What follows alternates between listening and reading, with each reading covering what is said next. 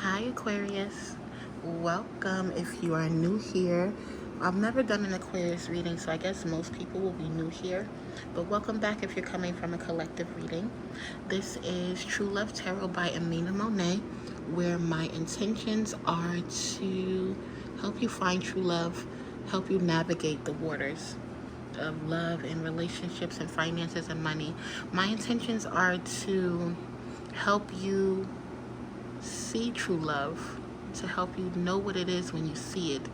My intentions are to help you navigate and play the game once you have it. And my intentions are to give you tips and tricks and things to do to hold on to it once it belongs to you. So let's get this reading started. Go. Ooh, look at me kicking stuff down. No. Let's get this reading started in Aquarius, okay? So the way we do it here on True Love Tarot, for those who are new, is I pulled 3 cards, which is past, present, and future, which is what happened, what's happening, and what will happen if we do or don't change. We do understand that the future is not, it's not promised. And anything that someone says may happen to you next week and next 48 hours or whatever, it may not happen if you don't take the right steps. So if we do or don't change is what we do over here, what may or may not happen. So I'm going to pull from you from the Ethereal Visions. Why am I tongue-tied? Ethereal Visions. I'm going to read from that deck today. So let's pull 3 cards for the sign of Aquarius. I got to get over here. All right, Spirit, you are welcome here. What message do you have? I'm hearing that this is an urgent message for you, Aquarius. So what urgent message do we have for the sign of Aquarius? Spirit, you are welcome here. I'm going to pull 3 cards in the order that they go, past, present, and future. And then what urgent message do you have for the sign of Aquarius, Spirit? What urgent message? 3 cards, past, present, and future. What urgent message do you have for the sign of Aquarius? The moon. And that's so crazy. Isn't the full moon right now in Aquarius?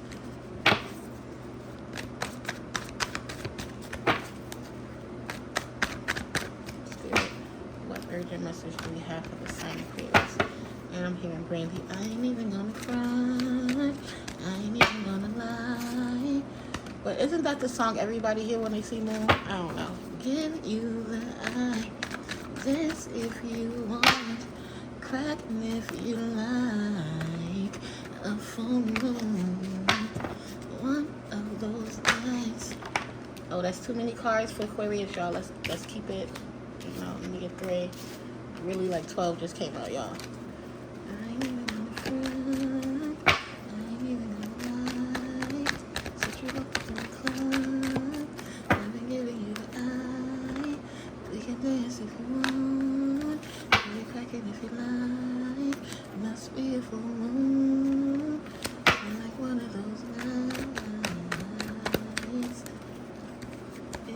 The first time that I'm seeing you around. Can you be visiting now? Are you moving town? Yeah. Whatever the case, I'm feeling you right here and right now. Okay, so whoever you thinking about is thinking about you too. In order to let you know that you like what you see and wanna get to know me too. This might very well be the start of something special. Happy that I met you, baby. All right. So let's get the message out. So in the past, we have the moon. In the present, we have the 5 of Swords. And in the future, we have the Death. So something is coming to an end. But Aquarius, what I'm noticing, I don't know if you're seeing it, why all these, the moon don't look like she's in despair, right? But the moon looks like that point right before the depression is about to hit.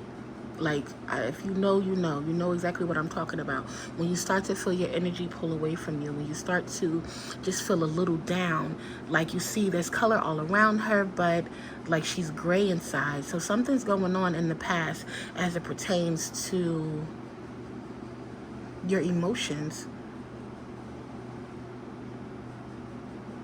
something has you thinking, has you really, really, really wondering. Full moon came out, so it could be a relationship. I'm seeing currently in the present, the person you think about. Now, of course, this is the sword, so usually it's supposed to mean like, oh, somebody's supposed to stab you, blah, blah, blah, blah, blah. But that's not what I'm seeing here. I'm seeing somebody trying to get back to you, trying to find my way back to you, baby. Somebody is on a journey. Aquarius, are you the spouse of, are you a military spouse? Are you a military spouse? He thinking about, your husband is thinking about you too. If now I'm seeing that you're worried that when he's away, that he's going to have moments with people. When he's away, he may not be too faithful, because you all know, like the saying sort of with military spouses, that when they go overseas to these different places, they have girlfriends all over the world in all these third world countries. You know, military guys is supposed to be the original passport bros or whatever. But your spouse, Aquarius, as you're thinking about him, he's thinking about you too. He's not engaged or involved in sort of what's going on out here in battle, out here in the field, out here. I don't know what it's called when people sign up for like the Army or the military. I'm seeing water, so the Navy. I don't know if you have a spouse who's in the Navy, but he's not cheating on you. He's not seeing other people, so you don't have to sit around in despair and worry. You don't have to sit around in sadness and think that, you know, the person that you love in your home thinking about is not thinking about you. It's giving me, what's that movie from a minute ago with Jude Law and Nicole Kidman, is it? Baby, I don't, it's, you know, the old 90s stars. And not Brokeback Mountain. Something about a mountain, and like he went away to war. They left, they met each other. So this is, that's what I'm seeing. This was a short courtship. You all met each other, you fell in love, and they went away on active duty right away. And just like in this movie, you're wondering if the person that you are in love with, the person that you're waiting for, if they're being faithful to you, or if they just married you for the military spouse benefits. And a lot of the times that's what people, you get into relationships with people, and let's be real, you realize later on down the line and later on in the situation that this person got to you for a benefit. This person married you for financial gain. In the case of a military, I think they get like a bigger house and more money and like better insurance or something like that if you marry a military spouse. But in your case, no, he really was feeling you. He really saw something in you that he did not see in other people. He saw in you what he did not see in other women. And let's flip the roles, because a lot of the times we think that men who are in the military marry women for better benefits, but women who are not in the military seek out military men for their benefits. So a lot of the things that your masculine, or a lot of the people that your masculine was coming in contact with, were women who saw him for financial gain. Now, this military thing is not going to be for everybody. It's going to be for some. For other people, your spouse may not be in the military. He may be a truck driver. That's exactly what I'm saying. I'm seeing a person driving trucks, and the stereotype is every town they go to, every other city we go, every other video, no matter where I go, I see the same hoes. So it's like, I got hoes. I got hoes in different area codes, hoes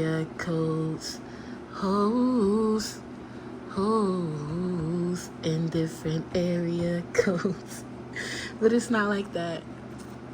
When you're not with him, he's thinking about you just like you're thinking about him.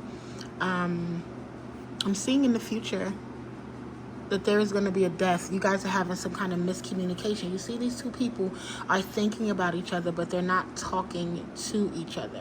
They're thinking about each other. They're both gazing off into the distance. He's wondering what she's doing, if she's sleeping in the house that he got for her with another man, etc., etc. You got people that are in the military with him. You have people that are at the truck stops with him.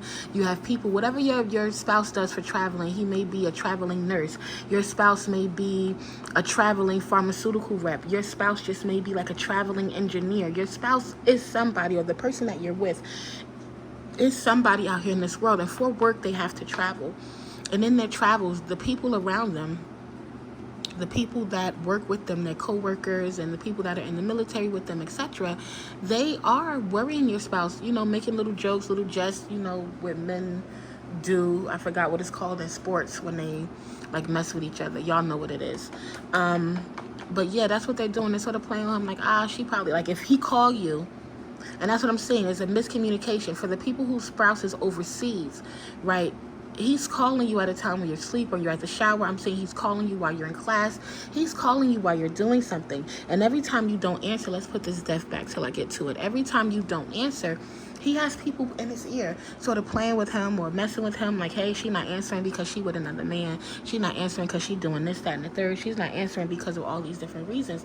And that's not it. And that's not it.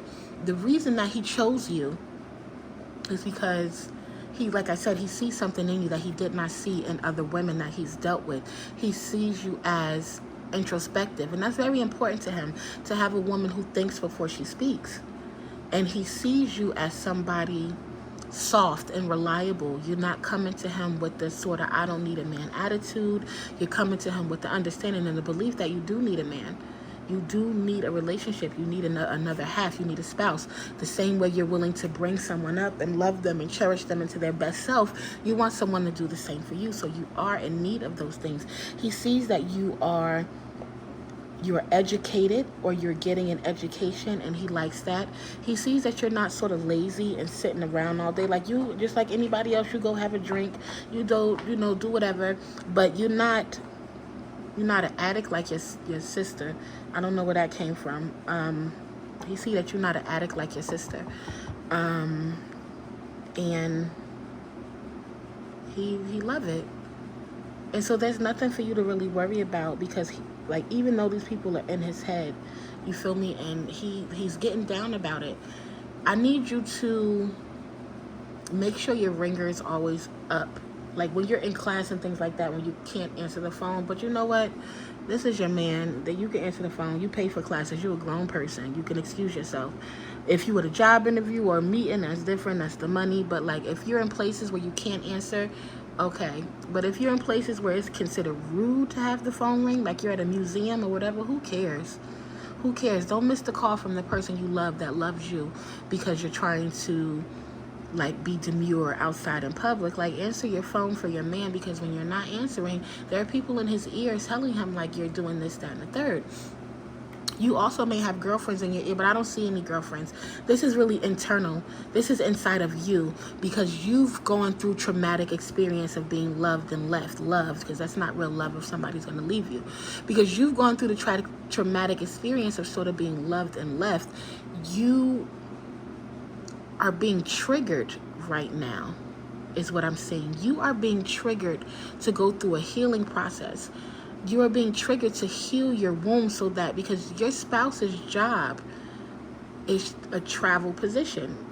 Like I said, he can be in the military, traveling nurse, etc., etc., etc. Your spouse's job is to travel. And if you don't, work within, if you don't work on yourself and heal those abandonment wounds and heal that sort of childhood trauma, I'm seeing that the same way you were sitting like this looking out the window, you used to do that as a little girl. You used to sort of just zone out and sit and look at the window and wish for your life to get better. So I don't know what traumatic experience you went through in your youth, but you used to sit out the window and watch people and watch things and see the women dressed up in their nice clothes and their children and their husband and their happy lives right next door, a couple of houses down, and really used to wonder why not me? Why is that not my life? And so now that you do have a man, or from some people I'm hearing a husband, you do have a husband, you do have somebody you're with, you have somebody that you live in the home with, who you want to take care of and who's taking care of you. But because you have abandonment issues, because you have abandonment trauma and abandonment wounds, when he's away, you are thinking that it's something that it's not. And this, you not answering the phone, is retaliation. You being mean, you're making him miss you. That's going to backfire. It's going to backfire. Because that's not what it is. He's definitely in a different time zone. He's busy. He's working. setting up camp or whatever it is that he's doing, and you are purposely, because of your abandonment issues, you don't want to be the one that's left first, or you want to leave first. You're purposely going out of your way to ignore this man, but it's hurting you and it's hurting him. So what's going to happen in the future if you continue? Death to the situation is right here, right now, today. Let's not pretend like we don't see it. What's going to happen if you don't change, if you don't sort of heal those abandonment wounds, if you don't sort of heal, like, look at the death card. On the death card is two people. Did I move my... On the death card, it is two people in despair. Let me look closer. Yeah, that's a woman. Come on now, spirit. Two people in despair, him and her. So if you don't stop this, you're gonna hurt your relationship. That family dynamic that you've been, you're gonna really, like, you are in despair. You killed him. Like, you're sad. Oh my God, I can't believe this, but he's taking a chance on you, when he could take a chance on so many other people. And I don't mean to seem like one of the people that, like, men are the prize, etc., etc. But you go, they are here. And if that's not, listen before you click out, okay? Get an understanding of where I'm coming from. And if you don't agree after you have an understanding, then you can click out. But they are absolutely the prize. I don't know if you've seen a woman that's gone without, you know what, for a long time. And when I say a long time, I don't mean going celibate because she's made that decision purposely. I mean a woman who has not been chosen, and now she's like 45 years old, and she literally hasn't had a man touch her in love. Like, yeah, people probably come over and hit it. Probably not, though. She hasn't had a man touch her in love probably since her 20s, her 30s. Like, it's been a while. I don't know if you ever seen that kind of woman. But she miserable. I'm telling you, like, she miserable. Like, and she make life miserable for other people. She make life miserable at her job. She make it miserable for her co-workers. She be like a security officer at the doctor's office or something like that. And she at a social security office, and I swear she make a problem for everybody coming in the door. She just got a problem because she is unhappy. She is unloved. So women, we are a prize as well. Don't get me wrong. One can be a prize in the other too. But men are a prize. Men give you stability, and in stability you find peace. In stability you find happiness. Men give you protection, and in protection and stability you find peace and happiness. You're able to grow. You're able to focus on things because you know you have happiness and peace. And that's what I want you to do right now. Right now that he is away for work, and he is away doing something, and who knows how long he's going to be going. I'm hearing 6 months. So somebody's spouse going to be gone for a little minute. Have him come back to a new person, right? Have him come back to, even though he thinks you're beautiful, etc., have him come back to a more beautiful version of you. Have him come back to a more healed and healthier version of you. If he's calling you the amount of times that he's calling you and you're not answering, like, he's looking for companionship, but he's looking for it from you. And if you keep playing this game, it's not going to be too long before that companionship comes from somebody who wants it. There are women in this world who do not have anybody, no prospects or anybody. There are women who don't know what the twin flame journey is. They've never been on the twin flame journey. They don't know anything about it, right? But they know that they are lonely. They don't have a soulmate, or they maybe met their soulmate and messed it up. Who knows, whatever.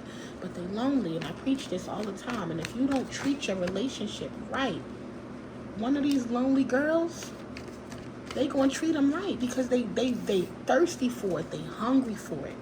They want it, right? If you don't do what you gotta do,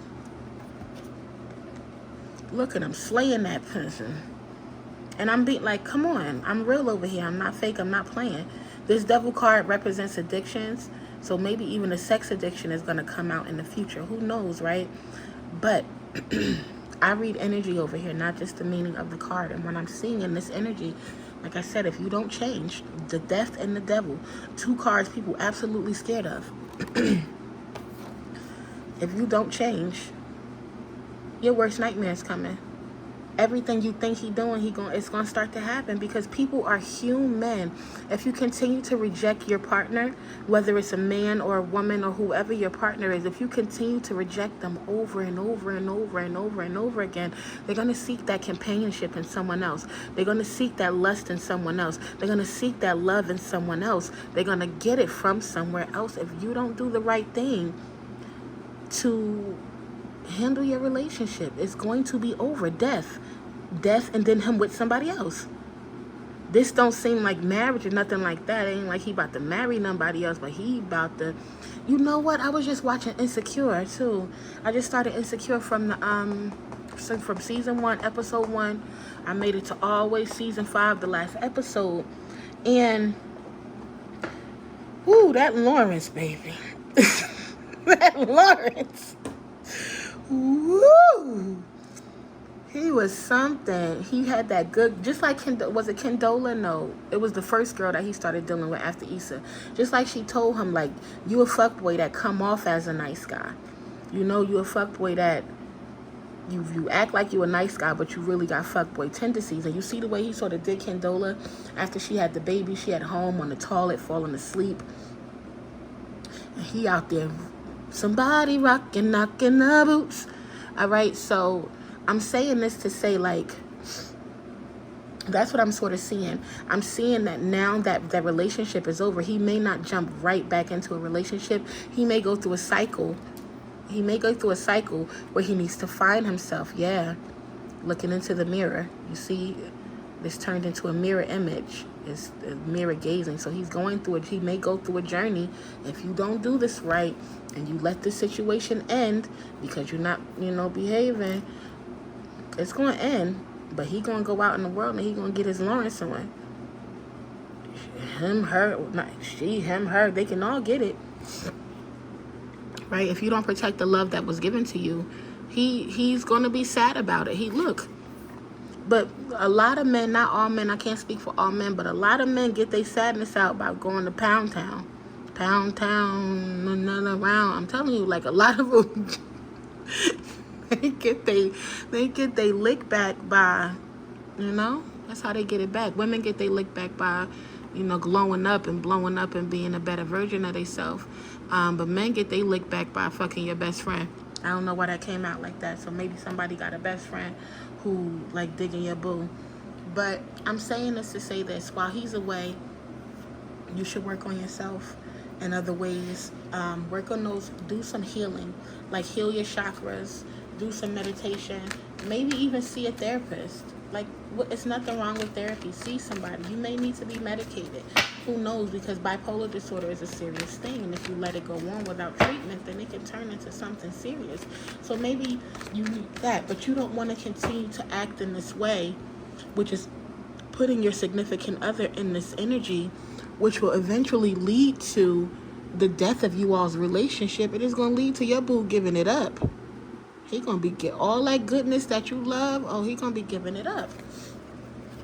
So what's going to happen if Aquarius does heed the warning, right? What's going to happen if Aquarius decides that they're going to heed this warning and they are going to start answering the phone more? They're going to heal themselves. I want you to be picture perfect when he calls, too. I want you to be in a position to do a FaceTime call.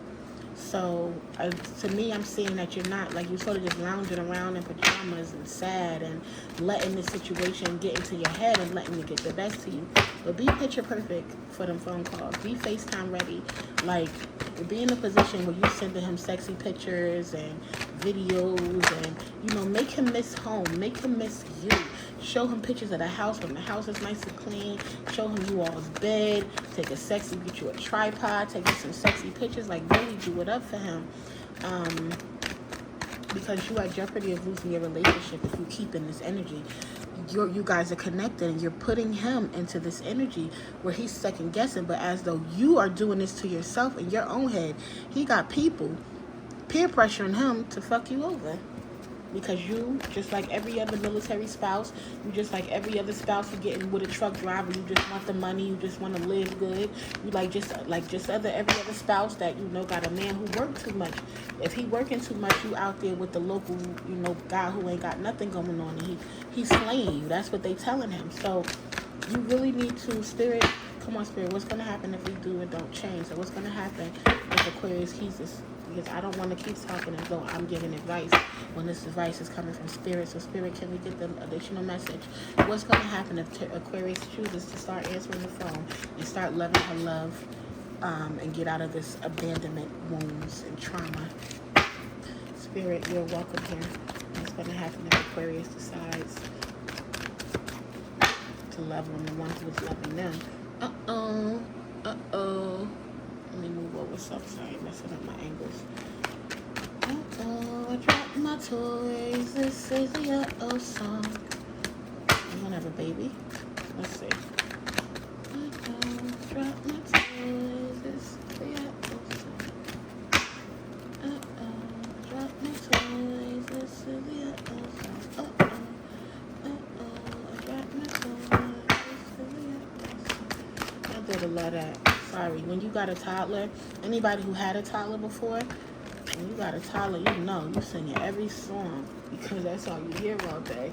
And if you don't have a toddler yet and you're looking to have a kid, that's what happens when you have a child. You always singing these songs. So let's see. Maybe that's what Spirit is saying, that if you guys heal this and go forward, there's babies in our future. But let the cards answer. Let the cards answer.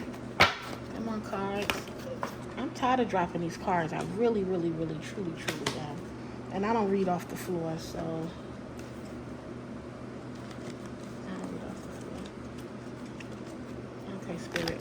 I don't read off the floor, Spirit, so let's get the card. Let me move up. All right, Aquarius, let me move up and over so I can get this angle good and shuffle these cards for you. All right, Spirit, this is better. What's going to happen if Aquarius decides to heed this warning?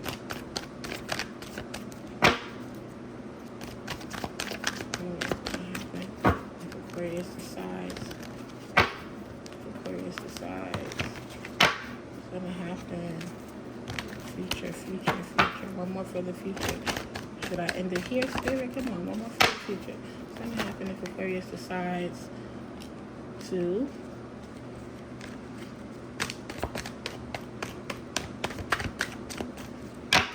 the artist? You're going to create the life that you want. So this my toys, you heard me. So I'm seeing for some people the life you want is a family life, a family dynamic with children. For some people, the life that you want is exactly this. You want to live a life, your spouse is an artist, and you want to live that sort of, not single, but that sort of young, coupled up, van life type of upwardly mobile, artsy, working on our art, working on our music, working on our, you want to live that sort of life. So whatever it is, that is the life of your dreams. This person is drawing the life of their dreams. If you decide to change and you decide to give this love a chance and you realize that what you're feeling is just your abandonment wounds, it's just your things that you need to heal within yourself. He's not out there cheating. He's not with nobody else. He's not thinking. It's no woman in this clouds and nothing like that. No women down here, no nothing. He's not thinking about nobody else. He's thinking about you and wondering why you won't answer the phone and what's going on. And I hope that what they're saying is not true. It's always going to be chicks on his line.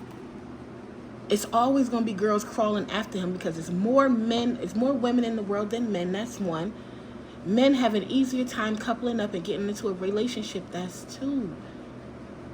It's always going to be women looking for a man like this. A man that work, a man that take care of home, a man that take care of family, a man that's loving, a man that's caring, a man that's out on the road and he's not even cheating. Remember what that girl said to Lawrence? Remember what she said to Lawrence in the episode when he saw her at the bank? She like, you a good black man.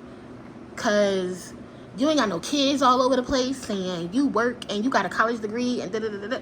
Nah, it's the same thing, though. Like, I'm mocking her voice, but nah, it's the same thing. This is a good man.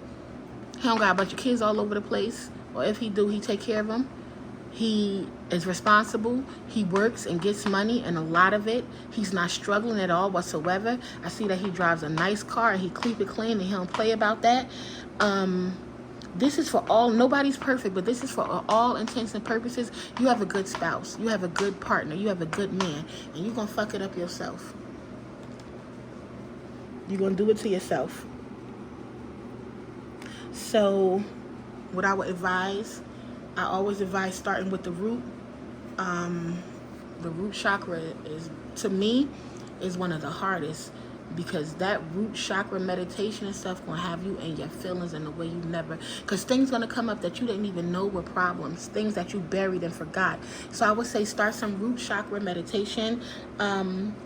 Go to Amazon, always the easiest. I don't know where anybody lives. I don't know what's local to you or what store, whatever. So go and order you some root chakra incense. Right, let's just start with the root. You don't even need to order all the chakras right now.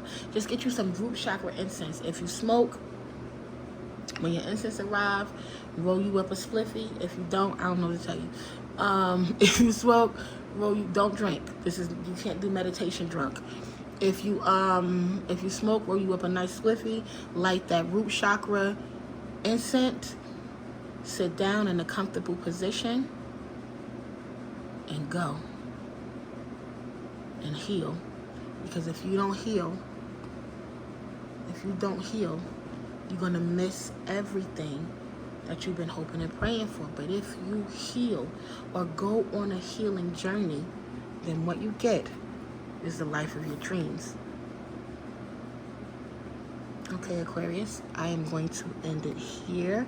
That was a good old 30-minute reading. And I got to listen to it now so I can give a title. I'm gonna end it here. But YouTube stuff. If you like the way I read, and you like my reading style, and you like what I'm talking about over here, then, and you want to grow with a new reader who's just starting out their journey, but who wants to see you do well in life. Even though I don't see you, I want you in my collective and then out of it. You get me? Like, I want you to work through your healing and to come out of this. So if you're looking to go on that journey of healing, if you're looking to hold on to true love, I would ask that you subscribe. If you like what I'm talking about, please hit the like button. Yeah, I'm going to end it here. I thought that was a really good read, Aquarius, and I want to thank you for watching to the end. If you watched to the end, I hope everyone has a blessed day. Ashe.